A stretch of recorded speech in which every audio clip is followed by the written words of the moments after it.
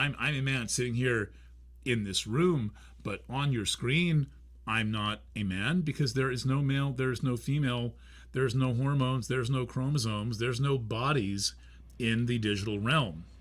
And part of the problem is that, first of all, we're in this incredibly destabilized state in the digital realm, and then we kind of descend back to the ordinary physical realm, having taken part of that digital transformation with us. It's a little like the counselor in Star Trek Next Generation. She doesn't like to be beamed up or beamed down. She's the, that I know of, the only character in the history of Star Trek who said, I really don't like having my body turned into molecules and then being reassembled in the transporter room on the other side.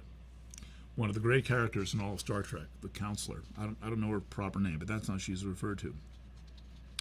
Okay, so then we get into, I've only got a few more here, some of them added by my friend, a young therapist named Johanna, and we've been kind of mapping this out a bit. And so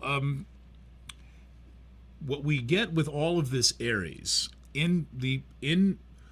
starting from the first Chiron-Eris conjunction in 71-72, is suddenly everything becomes about identity.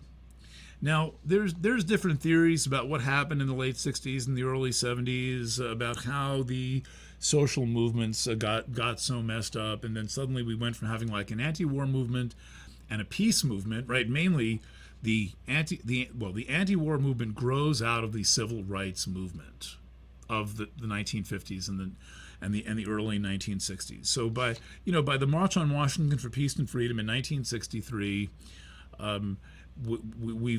that's very much a civil part of the civil rights movement. Society then moves into a kind of an anti-war movement. But by the end of the 1960s and into the early 1970s, when Chiron and Eris are in Aries, we end up with a student movement, a women's movement, a black rights movement, an American Indian movement, a Puerto Rican movement, a gay rights movement.